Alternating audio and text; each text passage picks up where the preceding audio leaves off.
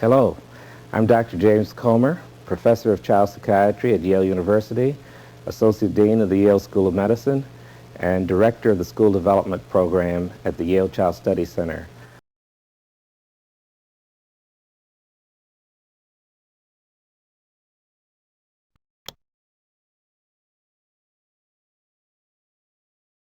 When it's necessary to discipline your child, it's important that the punishment fit the crime.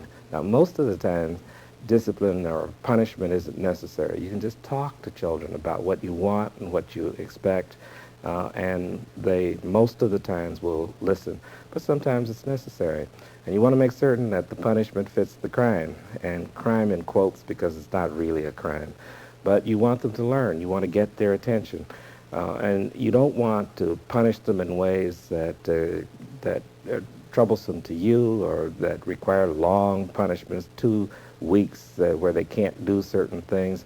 But you might have them, if they're troublesome at the dinner table, simply go across the room and not sit at the table for a few minutes. And you might say, I want you to sit over there until you can get yourself under control, and then you can come back to the table. Now, what are you doing? Instead of punishing, you're really helping them gain personal control. And that's important preparation for interacting well with other people, handling themselves in a variety of situations. And you haven't punished them, you haven't made them feel guilty, but you've helped them learn that they have to have control. And that also helps them feel good about themselves when they can pull themselves back together and come back to the dinner table. And that helps with their self-concept as well.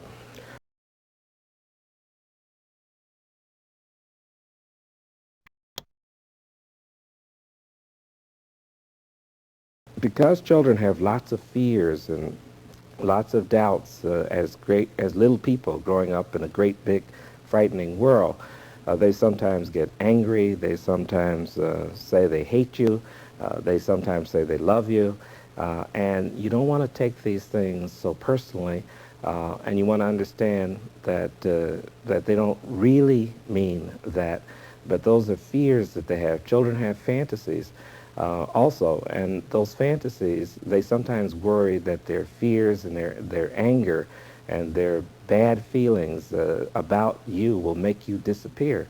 Well, that's very frightening, and they're very afraid of that, and they want to believe that you will disappear, but they also want to believe that you're going to come back. So instead of being punitive and angry and punishing, you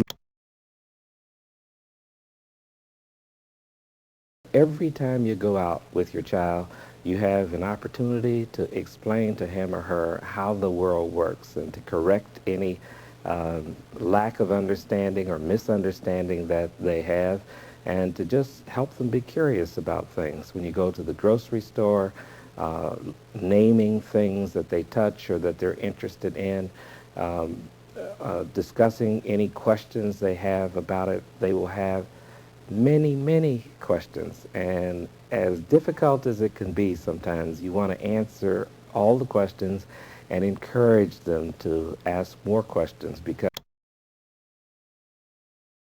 now, one of the most important things you can do in preparing your child for school is to read to him or her. Now, reading often takes place in the evening at the end of a very busy day, and your child has you to himself or herself, and usually it's a warm, good experience, good emotional experience, and child cuddles up on your lap, and that's what makes reading important. It's that the child has you, and that's important.